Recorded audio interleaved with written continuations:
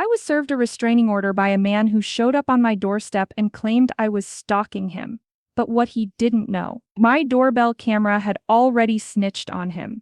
The sheriff stood there, papers in hand, looking at me like I was dangerous. Me, the woman who rescues spiders from the bathtub. Meanwhile, my golden retriever Marley was wagging his tail, completely oblivious that our entire world was about to implode. Where are you watching this from? Drop your city in the comments below, because what I'm about to tell you happened right here in sunny Pasadena, California, where apparently even the palm trees have trust issues. Get comfortable, maybe grab some wine, because this story involves perjury, a manipulative girlfriend, and a judge who wasn't buying any of it. Let's jump into the madness. 3 weeks before that sheriff showed up, I thought my life was finally peaceful. My name is Laura Monroe. I'm 43 and I work for a nonprofit that ironically helps domestic violence survivors navigate the legal system. The universe has a sick sense of humor, doesn't it? Brad Kavanaugh and I had been broken up for 8 months.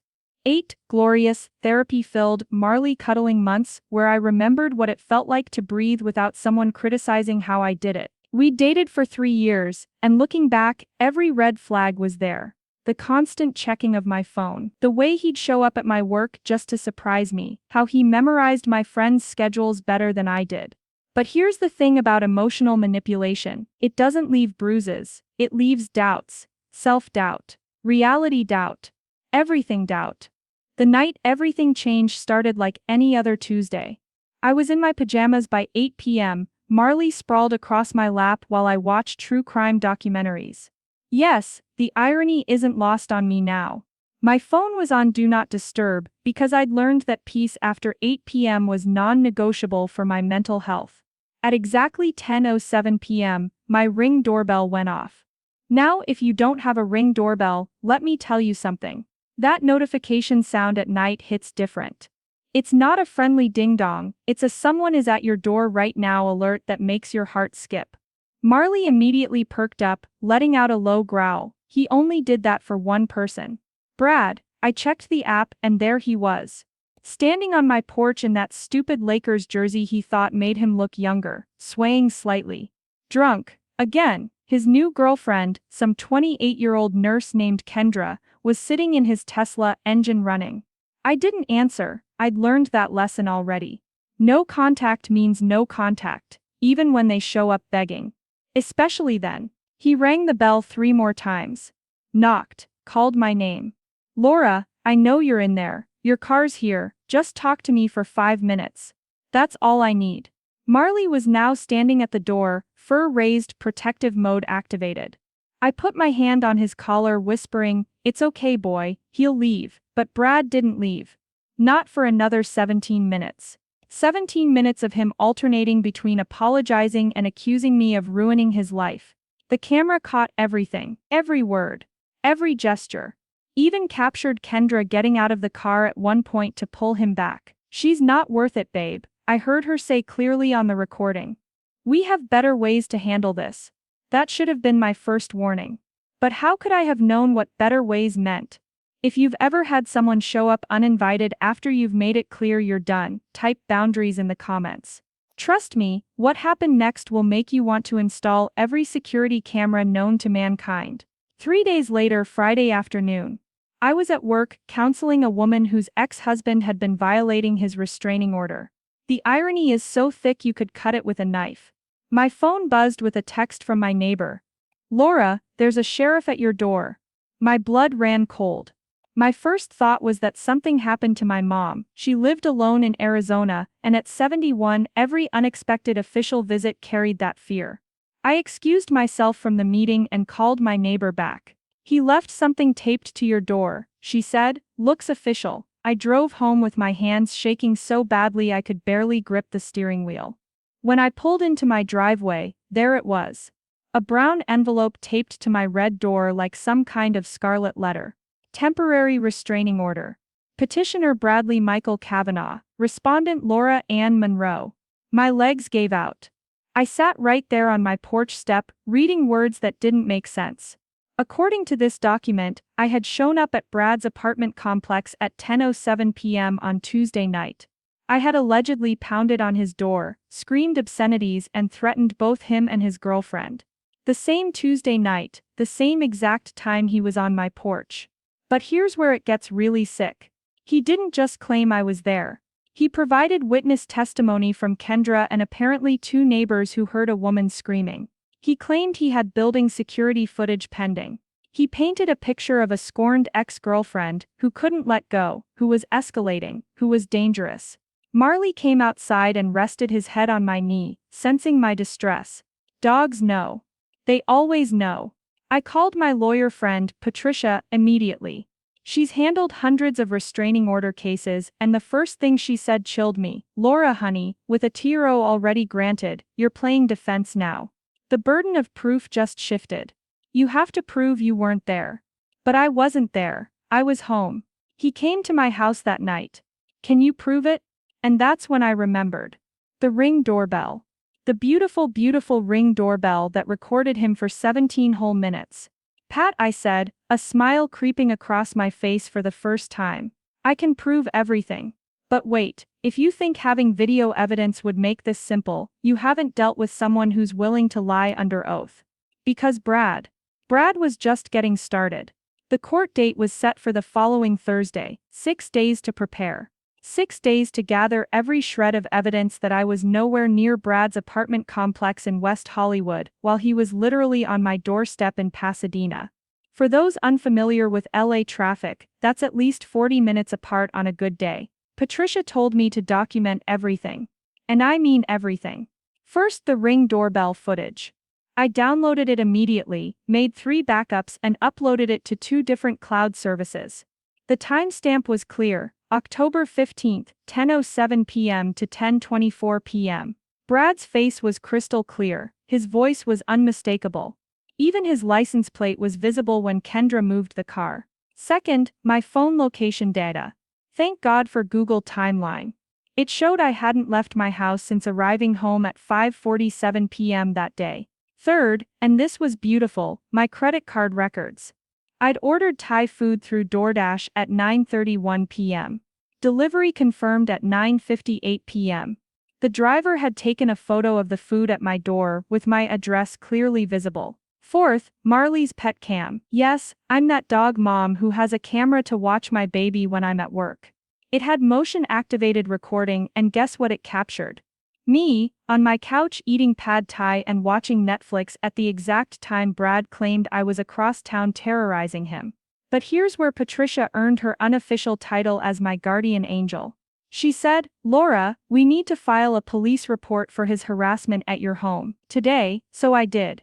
I walked into the Pasadena Police Department with my footage and filed a report for trespassing and harassment. The officer who took my report, Officer Martinez, watched the Ring footage and shook his head. Ma'am, this man seems intoxicated and aggressive. You did the right thing not opening that door. Now I had a police report with a case number, filed 3 days before Brad filed his false claim. That night, I couldn't sleep. Marley stayed close, his warm body pressed against my leg. I kept thinking about the women I counseled. How many of them had dealt with this exact scenario? How many were telling the truth but couldn't prove it? At 3 a.m., something hit me. Brad said he had building security footage pending. But if I wasn't there, what footage could he possibly have? Unless, I grabbed my laptop and did something I probably shouldn't admit. I scrolled through Kendra's Instagram. Public profile, thank God for oversharing millennials. And there it was. A story posted at 10:43 p.m. on Tuesday night. A selfie of her and Brad at a taco stand in West Hollywood. Time stamped. Location tagged. But the real smoking gun. In the background of her selfie, you could see a bank clock. 10:41 p.m. They weren't even home when Brad claimed I was pounding on his door. If you're still watching, hit that like button because the rabbit hole goes so much deeper. What happened in court will literally make your jaw drop. Thursday morning arrived with June gloom hanging over Pasadena like a bad omen. I put on my most conservative outfit, the one I usually reserved for grant presentations. Navy blazer, cream blouse, minimal jewelry. Patricia had coached me, look like a kindergarten teacher, not a scorned ex. Marley knew something was wrong. He followed me around the house, wouldn't eat his breakfast. I knelt down and hugged him tight. I'll be back, baby, and after today he'll never bother us again. How wrong I was. The Los Angeles Superior Court building is intimidating even when you work in legal advocacy, but being there as a respondent, different animal entirely. Brad was already there when we arrived, sitting with Kendra and his lawyer, some slick-suited guy who looked like he defended celebrities' DUIs for fun. Brad had gone all out with his appearance. Clean-shaven, expensive suit, looking every bit the terrified victim. Kendra was dressed like she was going to church, clutching Brad's arm like I might leap across the courtroom at any moment. Judge Chen presiding. Patricia whispered, "Good draw, she's thorough." Brad's lawyer went first. The story he painted was Oscar-worthy fiction. According to him, I'd been stalking Brad for months, showing up at his gym, calling from blocked numbers. And then, the final escalation on Tuesday night. Brad testified that I'd shown up drunk and violent, that Kendra was terrified, that they'd hidden in the apartment calling 911. "Do you have the 911 recording?" Judge Chen asked. "We're having technical difficulties obtaining it, Your Honor, but we have witness statements." Two neighbors testified via written declaration that they heard a woman screaming and banging. The building security guard provided a statement that he'd seen a woman matching my description, though the footage was unfortunately corrupted. Corrupted? Right, then Kendra took the stand. This 28-year-old nurse, batting her eyelashes, voice trembling as she described how scared she was of me, how I'd ruined Brad's mental health, how they just wanted to move on in peace. I wanted to scream, but Patricia's hand on my arm kept me grounded. "Our turn is coming," she whispered. And then, Kendra said something that changed everything. She was definitely there at 10:07. I remember because I checked my phone when we heard the first bang. I have a screenshot of my lock screen showing the time if that helps. Judge Chen nodded. "Please provide that to the clerk." Patricia and I exchanged glances. Kendra just proved she had her phone at the ready. Her phone that would have location data. Her phone that posted an Instagram story 36 minutes later from across town. It was our turn. Patricia stood up, all 5 feet 4 inches of her radiating confidence. "Your Honor, my client has compelling evidence that she was at her home in Pasadena at the time in question. Moreover, she has evidence that Mr. Kavanaugh was actually at her residence that night, not the other way around." The courtroom got so quiet you could hear the fluorescent lights humming. "I'd like to present Defense Exhibit A, Ring doorbell footage from my client's home." The bailiff set up the laptop and there it was on the courtroom monitor. Brad, on my porch, clear as day. The timestamp glowing in the corner, 10:07 p.m. Brad's lawyer jumped up. "That could be from any night." Exhibit B, Patricia continued smoothly. Metadata from the video file showing creation date of October 15th. Exhibit C, Pasadena Police Department report filed on October 18th. 3 days before Mr. Kavanaugh filed his restraining order, documenting this harassment. Judge Chen leaned forward. "Mr. Kavanaugh, can you explain how you were in 2 places at once?" Brad's face went from confident to panicked. That timestamp must be wrong. She probably changed it." Your Honor, Patricia said, "If I may present Exhibit D, Miss Monroe's Google timeline data showing she never left her residence that evening. Exhibit E, DoorDash delivery confirmation at 9:58 p.m. to her address. And Exhibit F, interior security footage from Miss Monroe's pet camera showing her on her couch at 10:07 p.m. But Patricia wasn't done. "Oh no, she was just getting warmed up. Furthermore, Your Honor, I'd like to submit Exhibit D, a publicly posted Instagram story from Miss Kendra Williams' account, time-stamped 10:43 p.m., showing her and Mr. Kavanaugh at a location in West Hollywood, not at their apartment where they claimed to have been hiding in fear." The photo came up on screen. There they were, happy, smiling, eating tacos. The bank clock clear in the background. Judge Chen's expression went from neutral to something I can only describe as controlled fury. "Mr. Kavanaugh, do you have location data from your phone that evening?" His lawyer tried to object, but Judge Chen cut him off. "Your client claimed under penalty of perjury that he was at a specific location at a specific time. If he has evidence to support that claim, now would be the time to present it." What happened next was like watching a house of cards collapse in slow motion. But the biggest bombshell, it hadn't even dropped yet. Brad's lawyer requested a brief recess to consult with his client. Those 15 minutes felt like 15 hours. Patricia pulled me aside in the hallway. "They're scrambling," she said. "But watch Kendra. She's nervous about something else." She was right. Kendra kept checking her phone, texting furiously. Her hands were shaking, not the demeanor of someone whose truth was being vindicated. When we returned, Brad's lawyer tried a Hail Mary. "Your Honor, my client may have been confused about the dates. Perhaps this incident occurred on a different evening." Judge Chen's patience was visibly thinning. "Counselor, your client filed a police report, under oath, with a specific date and time. Are you now stating he perjured himself?" "No, Your Honor, I simply—" "Mr. Kavanaugh," Judge Chen addressed Brad directly. "Do you have phone location data from October 15th? Brad looked at his lawyer, then at Kendra, then back at the judge. "I don't want to provide that.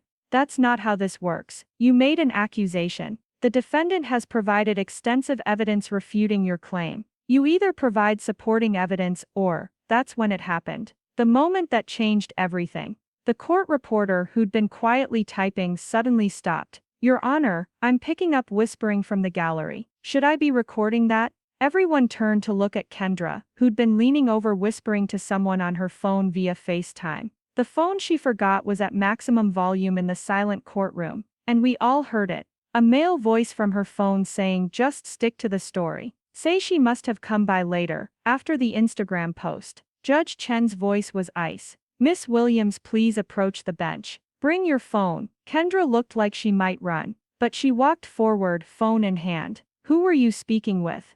My friend, Dave." "And why is Dave coaching you on testimony in my courtroom?" Silence. "Miss Williams, are you aware that conspiracy to commit perjury is a felony?" That's when Kendra broke. Completely broke. "It wasn't my idea. Brad said if we didn't stop her she'd ruin everything. He said she was crazy, that she'd been stalking him, and we needed to get ahead of it." Dave is Brad's friend from the security company. He was supposed to doctor some footage, but Brad jumped up. "Kendra, shut up. Mr. Kavanaugh, sit down immediately or I'll have you removed from my courtroom." Patricia squeezed my hand so hard I thought she might break it. This was beyond what we'd hoped for. Judge Chen continued. "Miss Williams, are you stating that you knowingly provided false testimony?" Kendra was crying now. "He said she was dangerous. He said we needed protection. I'm a nurse. I could lose my license. I didn't mean." "Your Honor," Patricia stood. "In light of this development, I move for immediate dismissal of the restraining order and request the court consider sanctions." Judge Chen nodded.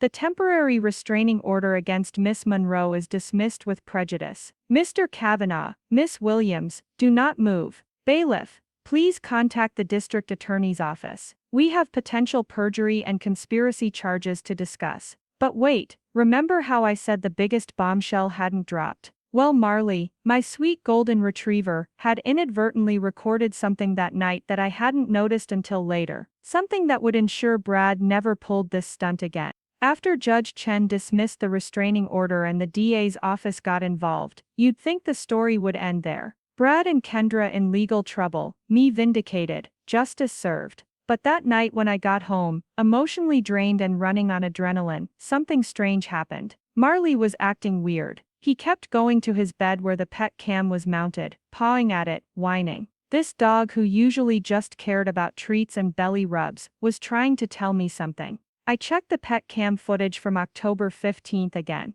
I'd already submitted the part showing me on the couch, but I hadn't watched the whole night. The camera was motion activated, and Marley had triggered it multiple times. At 10:09 p.m., 2 minutes after Brad started ringing my doorbell, the camera caught something I hadn't noticed in my panic. Audio. Clear audio from outside, because my living room window was cracked open for the cool evening breeze. Brad wasn't just drunk rambling. He was on the phone with someone, and the pet cam's surprisingly good microphone picked up his side of the conversation. "She's not answering, Dave." "Yeah, I'm at her place now." "No, Kendra's in the car." "Dude, if she won't respond to me showing up, we go with plan B." "The restraining order thing you mentioned." "Yeah, say she came to my place. Tonight, yeah, this timestamp works. You can doctor some footage, right? Your security company has cameras near my building." "Perfect, man. She won't know what hit her." I sat on my floor, Marley's head in my lap, and cried. Not sad tears.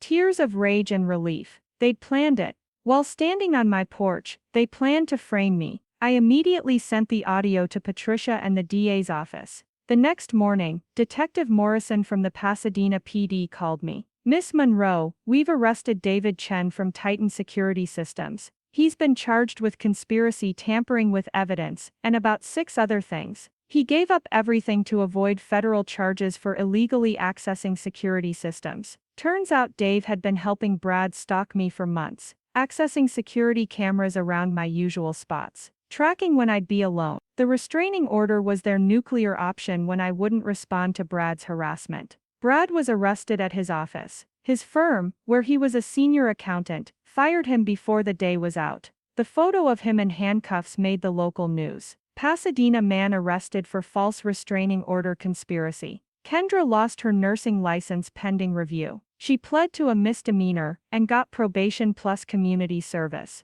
Her tearful apology letter to me felt hollow, but at least she admitted the truth. Brad pled not guilty, because of course he did. His trial is in 3 months. The DA says with Dave's testimony and all my evidence, he's looking at potential jail time. But here's the part that still gives me chills. During the investigation, they found Brad's journal. Pages and pages about me, about how I belonged to him, about how he'd make me understand. The detective said it was one of the most disturbing things he'd read from someone without a violent criminal history. Yet, if you've made it this far, you're probably wondering how I'm doing now. The truth, it's complicated. It's been 6 months since that day in court. 6 months since my life exploded and then slowly, carefully got pieced back together. I still work at the nonprofit, but now I specialize in something specific, helping victims document digital evidence. Turns out, my story went viral on Reddit, and suddenly I was getting messages from people all over the country dealing with similar situations. Marley has become something of a local celebrity.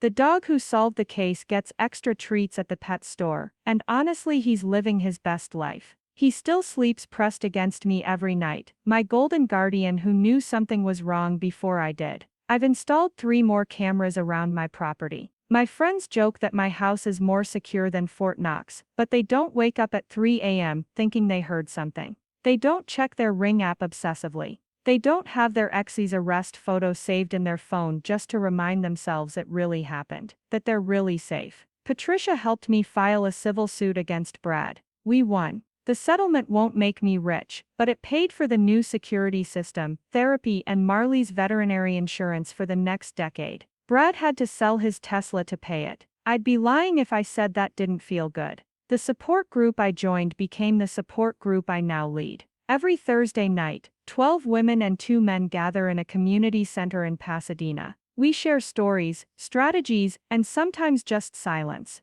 There's power in being believed without having to prove anything. Last week, a young woman named Sarah joined us. Her ex had just filed a false restraining order claiming she keyed his car. She had doorbell footage, proving she was 3 states away visiting her dying grandmother. The exhaustion in her eyes was so familiar it physically hurt to see. Record everything I told her. Save everything. Back it up twice. The truth is your weapon, but only if you can prove it. She won her case yesterday. She texted me a photo from outside the courthouse, giving a thumbs up, tears streaming down her face. That's why I do this now. But I'd be lying if I said I was completely healed. Trust isn't something that comes back easily once someone uses the legal system as a weapon against you. I tried dating once, about 2 months ago. Nice guy, investment banker, loved dogs. But when he suggested I should meet him at his place for our 3rd date, I had a panic attack. The idea of being in someone else's space, where they controlled the environment, where they could claim anything happened,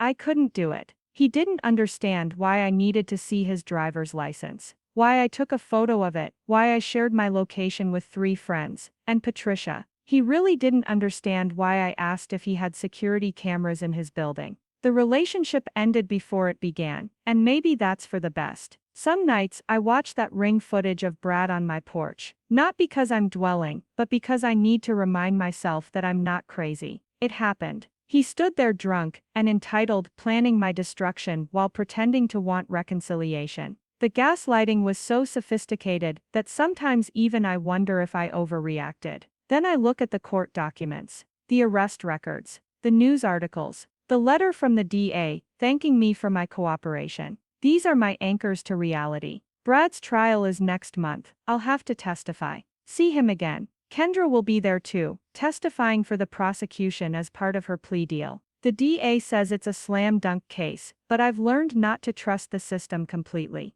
The system that gave him a restraining order based on lies in the first place. Patricia will be there with me. My support group will be in the gallery. Marley will be waiting in the car because yes, I'm bringing my dog to the courthouse parking lot. Don't judge me. Some people have asked if I regret not just talking to Brad that night when he showed up. If I'd just given him his 5 minutes, would this all have been avoided? But that's the thing about boundaries. The second you compromise them for someone who's already crossed them, you're not preventing escalation. You're enabling it. If you're watching this and you're dealing with someone who won't respect your boundaries, who shows up uninvited, who tries to force contact, please hear me. Document everything. Tell people. File reports. Don't worry about seeming dramatic or difficult. I'd rather be seen as paranoid than be a cautionary tale. And get a Ring doorbell. Or 3. The truth is, I don't know if I'll ever fully trust again. I don't know if I'll ever not check my security cameras before bed. I don't know if I'll ever stop looking over my shoulder in parking lots.